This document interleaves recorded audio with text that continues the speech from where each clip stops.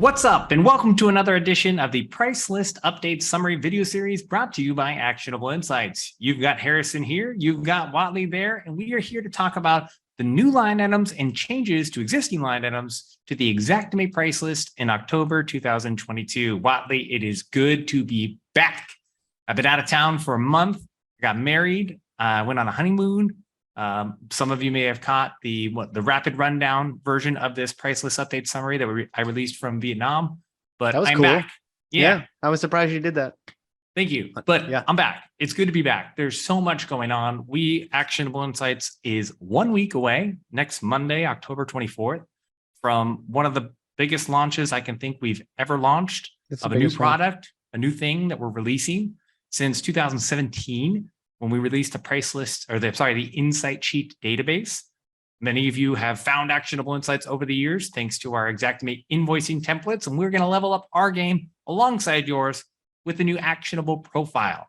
If you've never seen the actionable profile in action, you're seeing it right now. Boom.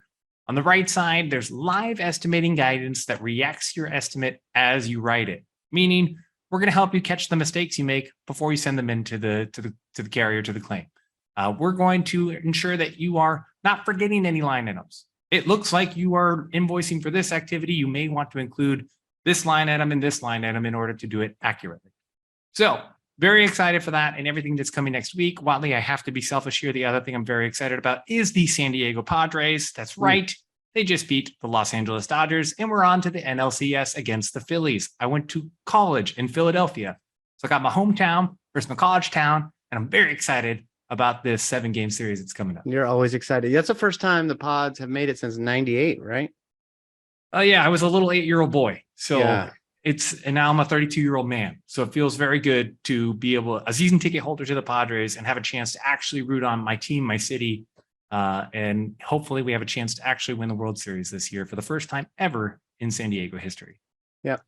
It should be said about the inspection engine is you went straight to the omission component, but equal credence was given to overages as to constrain your estimators or adjusters writing sheets that would include line items that are known to be just mutually exclusive and would be an overage.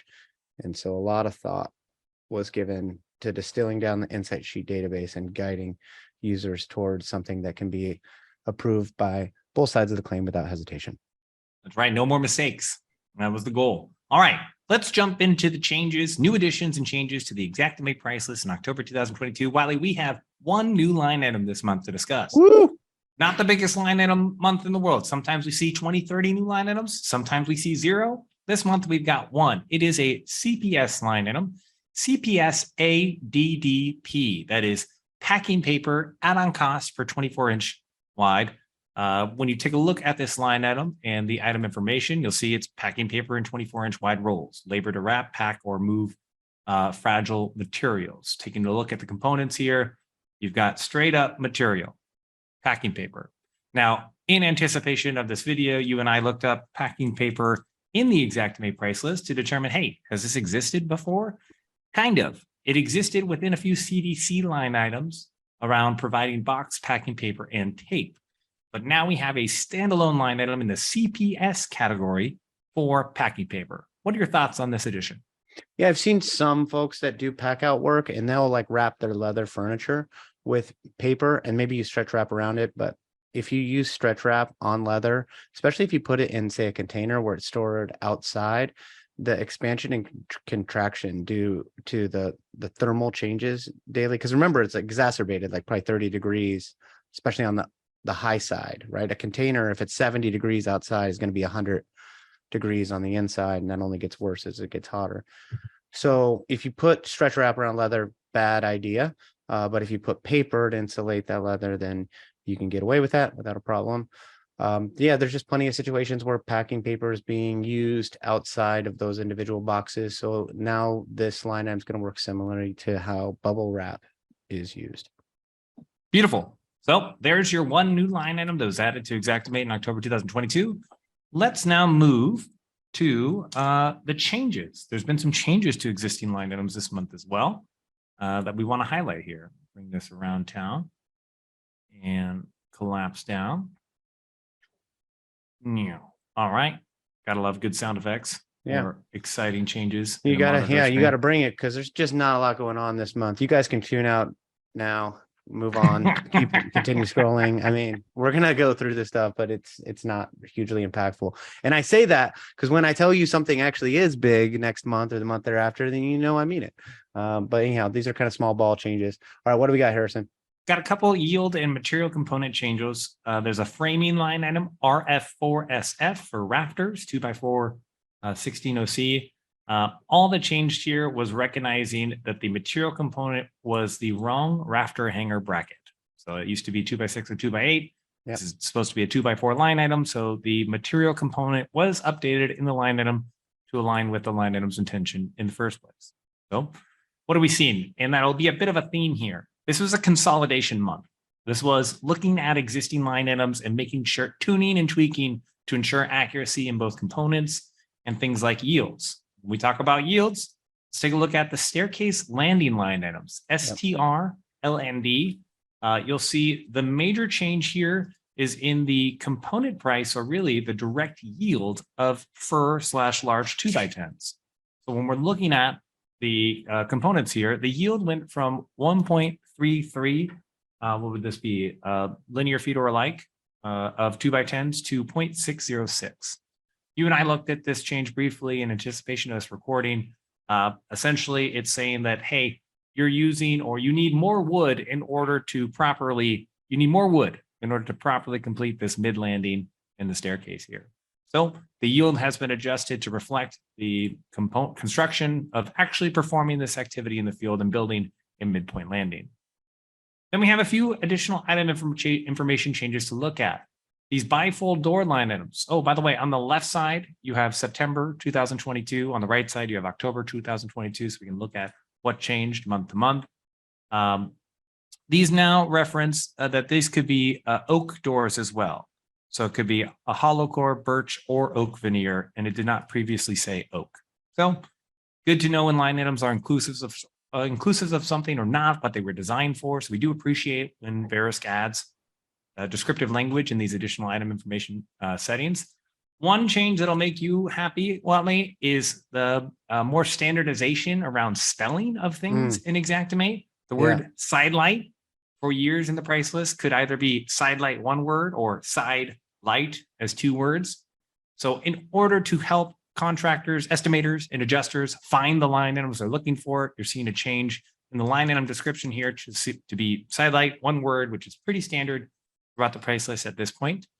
Same thing here with the ELE, METB, and METR line items, greater than signs specifically.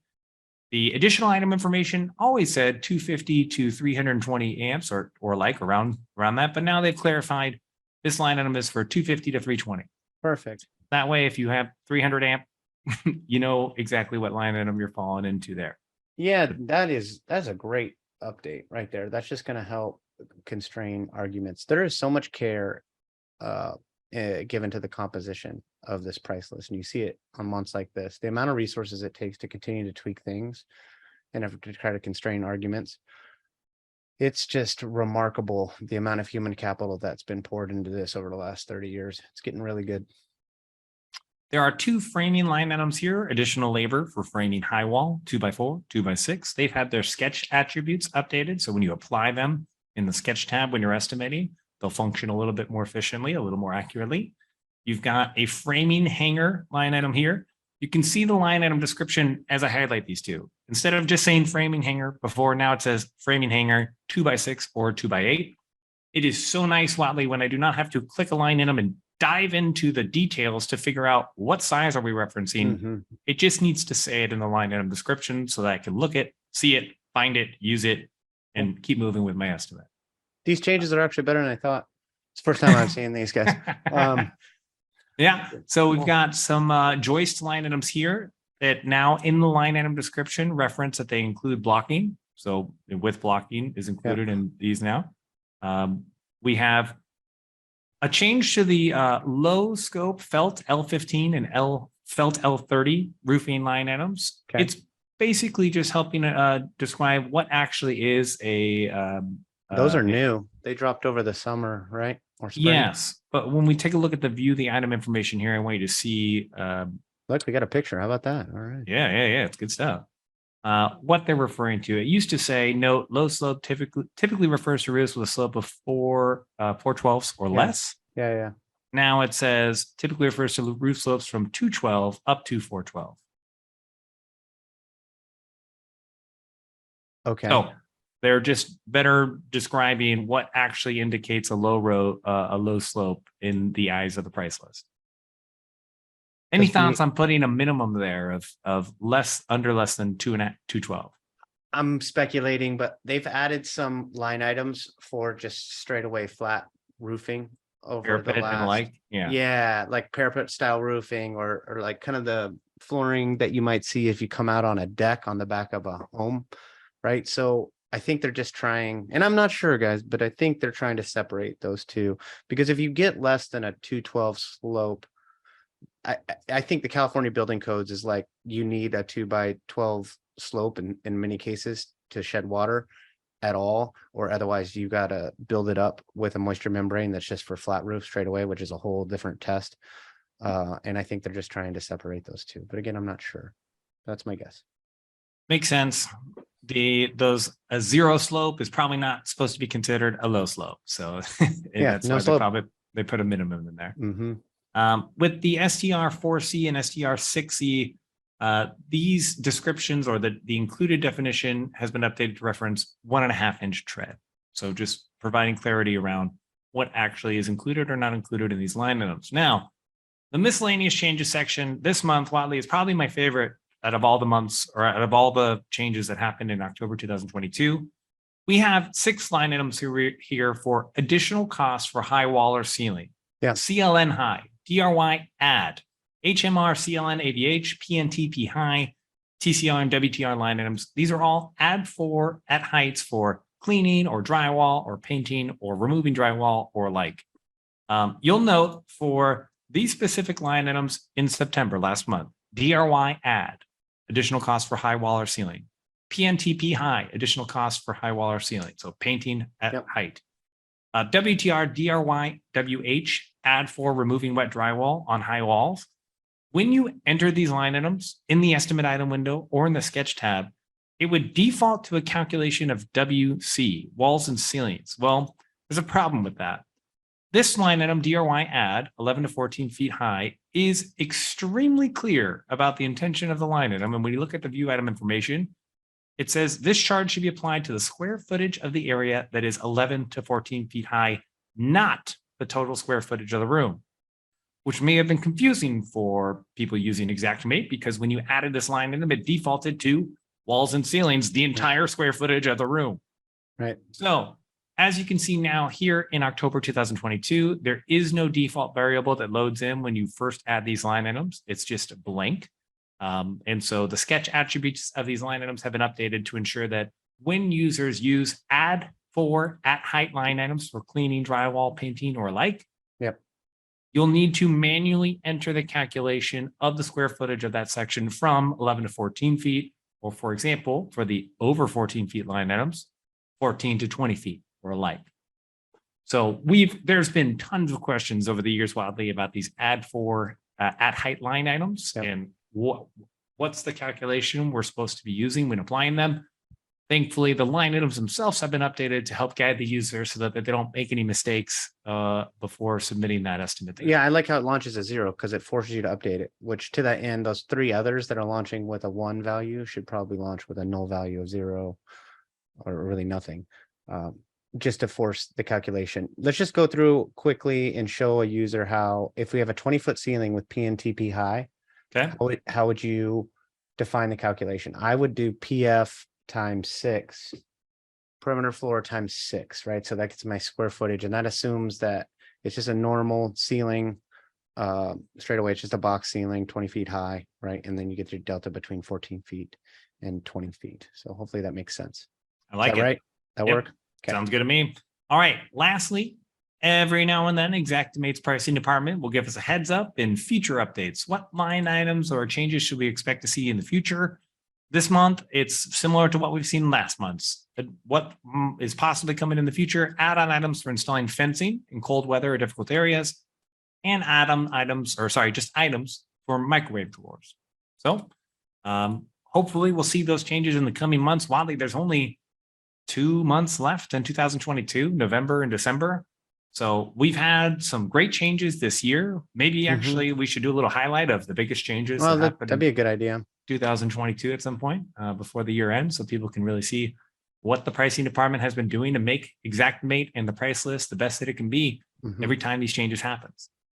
Yep. All right. We can just have like the design team like filter for every time you get your hands up and you say the word excited, then that's the line item that we should highlight for the end of year. That's biggest fair. Of 2022.